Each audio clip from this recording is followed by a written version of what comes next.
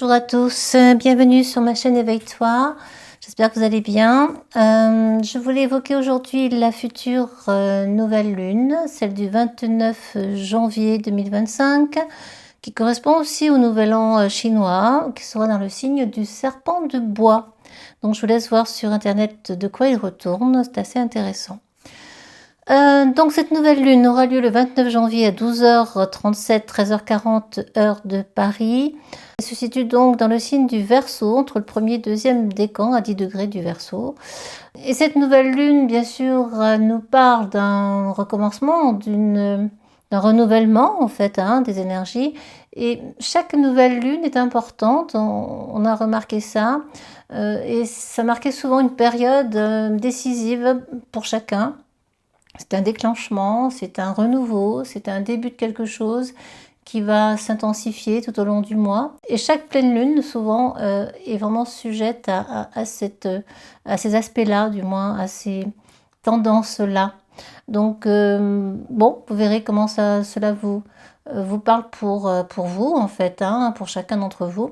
Et là, on est dans le signe du Verseau, donc forcément, tous les signes d'air, les signes du Verseau sont très touchés, et d'autant plus qu'il y a d'autres éléments sur la carte du ciel qui sont importants. Et en même temps, c'est une nouvelle lune avec peu de tension dans le ciel, à l'instant, voilà, au 29 janvier. Donc on n'en dira pas trop de choses, suffisamment pour que on sache ce qui retourne, ce qui nous attend de manière générale. Donc les signes d'air sont touchés, bien sûr de manière assez favorable, les Verseaux, les Gémeaux, les Balances et également les Sagittaires et Béliers. Là, on est dans une belle dynamique, besoin de renouveau, besoin d'oxygène, besoin peut-être de changer, de revoir les choses, de changer les choses avec une nouvelle vision, un nouveau ressenti, un nouvel angle, par exemple. Un agacement certain, de l'irritabilité, quelque chose un peu énervant pour les signes donc du lion, les taureaux, lion, scorpion. Surtout ceux qui sont entre pareil, à 10 degrés, entre le premier et deuxième décan. Pour les autres, eh bien, ce sera minime, vraiment minime, Capricorne, Poisson, Cancer, Vierge. On a d'autres choses sur cette carte du ciel qui accompagnent cette nouvelle lune. Et Mercure et Pluton sont de la partie, Mercure et Pluton. Donc nous avons 4 éléments, ce qui n'est pas rien dans ce signe d'air de Verseau. Mercure-Pluton vient nous parler de communication profonde qui peut-être surgit du passé. On vient chercher quelque chose qui est ancien, peut-être pour changer aujourd'hui ce qu'il était, peut-être pour revoir certaines façons de s'exprimer, de communiquer, peut-être une prise de conscience ou de nouvelles idées, des idées souvent assez profondes. Avec Pluton à côté, ça peut faire ressurgir des peurs, des angoisses, des choses anciennes. Ça peut aussi vous inciter à mieux les gérer, à mieux les vivre, à mieux, les accueillir même, je dirais. Donc bon voilà, c'est une période favorable, du moins pour ça, pour la communication. Le mental est très très sollicité, l'intellect, l'apprentissage, peut-être aurez-vous envie de partir sur quelque chose de nouveau, ou une reconversion, ou l'envie, une idée soudaine de retourner à l'école. C'est peut-être le cas, l'envie d'écrire plus sur vos émotions, sur vous, sur des sujets autres, quels qu'ils soient en fait. En tout cas, ça s'y prête. On a envie d'aller dans les échanges, dans la communication, quelle qu'elle soit, expression écrite aussi. Et cela est encouragé avec ce grand trigone à Jupiter, Jupiter qui est toujours dans le signe du Gémeaux, qui va y rester un certain temps. Donc tout ce qui est droit, honnête, carré est encouragé. Attention de ne pas tomber dans l'excès, Jupiter étant la planète de l'excès. Tâchez d'être droit dans vos bottes, tâchez d'être honnête avec vous-même. Je vous invite vraiment à être dans cette atmosphère, attitude-là. C'est toujours plus favorable. Et en tout cas, l'aspect s'y prête, hein. Donc plus vous serez dans cette tendance-là, et mieux ce sera vécu pour vous et pour les autres. Communiquez vrai, échangez vrai, allez jusqu'au fond des choses, peut-être débattez de manière ouverte, soyez indulgents avec les autres. Attention de ne pas être trop autoritaire dans la manière de dire, d'exprimer justement vis-à-vis des autres, de ne pas tomber dans une notion de pouvoir, hein, ou de l'envie de prendre le pouvoir sur l'autre ou l'ascendant sur l'autre. Voilà, ce sont des sujets qui seront en tout cas très pointés, hein, pointés du doigt à ce moment-là, parce qu'on est vraiment dans quelque chose de très mental, de très communicant en fait, hein. C'est peut-être aussi les médias, c'est peut-être des informations que vous recevez de part et d'autre, quels que soient les canaux utilisés. Mais on est vraiment dans cela et c'est très, très appuyé. L'énergie est concentrée ici. Alors bien sûr, hein, pour les scorpions, c'est assez favorable parce qu'un Mercure conjoint à Pluton, c'est comme si on avait Mercure en Scorpion, hein, donc il y a une recherche en profondeur, on va au fond des choses, on va gratter au fond des choses, on meurt à l'ancien, on renaît quelque chose de différent.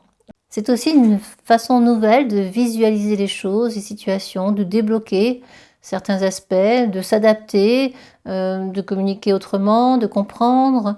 Voilà, tout s'y prête et on est dans quelque chose d'assez approfondi, hein, ici. Ce ne sont pas des sujets de surface.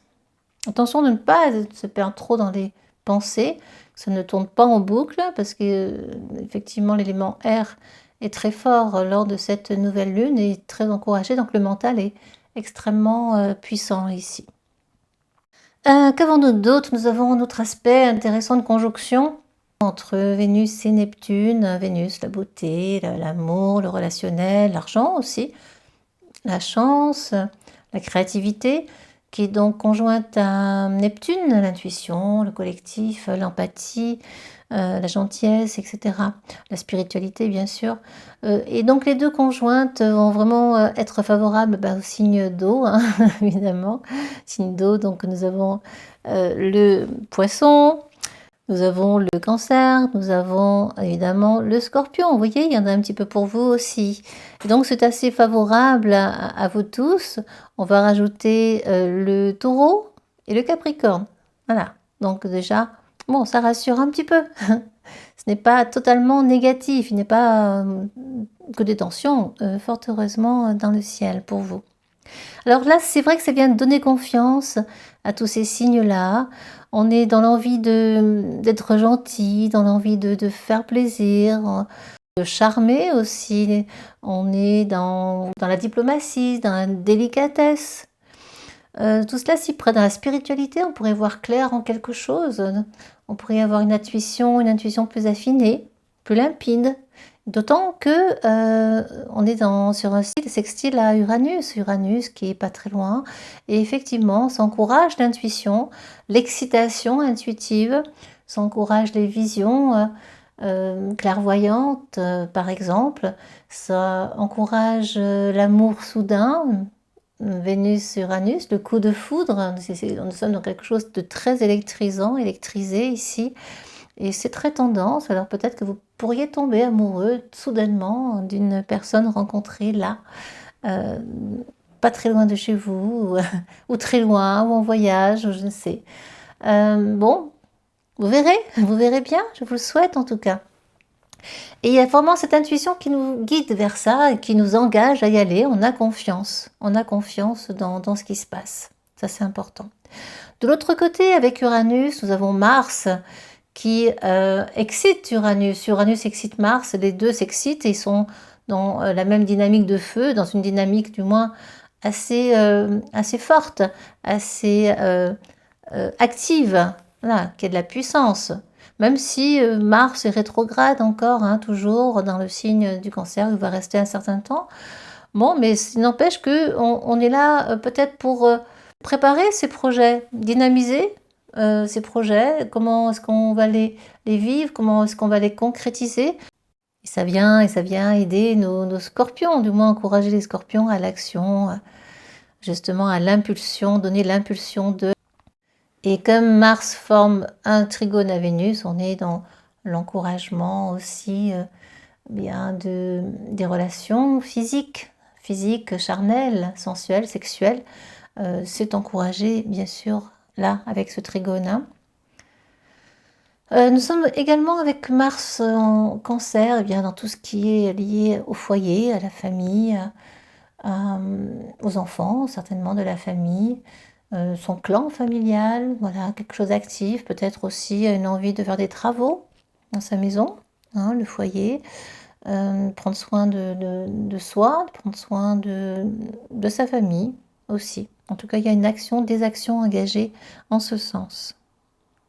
Voilà, d'une certaine façon, un petit peu ce que j'ai à dire. Il n'y a pas d'autre chose à part cette formation, hein, ces 4 éléments dans le signe du Verseau que j'ai déjà évoqué. Soleil, Lune, donc principe de la nouvelle Lune, plus à côté Mercure et Pluton qui sont conjoints. Ensuite, voilà, cette conjonction que j'ai évoquée entre Vénus et Neptune, puis Uranus et Mars. Bon, voilà, rien de bien spécial, il n'y a pas de carré de tension pour cette nouvelle lune du 29 janvier 2025 en Verseau. Vous verrez comment cela fonctionne pour vous, s'il y a de nouvelles idées, s'il y a quelque chose en marche qui se produit. Eh bien, je serai ravie, si vous le souhaitez, de l'apprendre et si vous souhaitez partager, bien sûr. Simplement, j'aimerais évoquer autre chose qui n'a rien à voir, mais enfin, ça a toujours un lien avec l'astro, bien sûr. C'est la planète Saturne qui, parfois, voilà, vient nous titiller un peu, nous agacer, nous bloquer, nous entraver, nous apprendre la patience, nous apprendre l'effort, la notion d'effort, de persévérance. C'est une planète qui est vraiment mise en avant dans tout ce qui est lié au karma, en fait, hein, tout ce qui est lié... à notre héritage karmique, pour peu que l'on y croit. Pour moi, on n'arrive pas comme ça par hasard.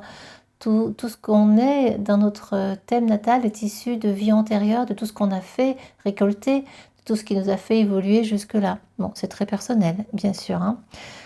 Et pour Stephen Arroyo, qui est un grand astrologue américain qui a écrit pas mal de livres sur le sujet, et entre autres l'astrologie karmique et transformation, eh bien, évoque beaucoup Saturne, qui est pour lui le seigneur du karma, en fait. Hein.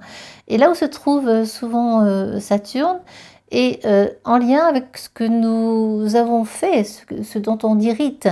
Alors ensuite, avec des aspects plus ou moins harmonieux. Lorsqu'il y a des aspects harmonieux dans notre thème, eh bien, l'énergie va être plus fluide, on va davantage intégrer, gérer, digérer l'action d'un Saturne en transit, mais lorsque ces aspects sont un peu plus tendus, hein, soit des conjonctions qui comptent, hein, dans ces cas-là, carré, opposition, eh bien effectivement l'énergie est un peu plus bloquée, souvent issue de ce qui n'a pas été achevé antérieurement et qui vient un peu nous titiller dans cette vie-ci. Donc lorsque Saturne transite et vient activer certains points justement, liés à notre Saturne natale, eh bien, on est, ou à d'autres planètes, hein, ça vient toucher d'autres planètes également via Saturne en transit, eh bien, ça nous réveille quelque peu dans ce qui a été, dans ce qu'on est, dans ce qu'on devrait être, dans notre évolution future, et ça nous,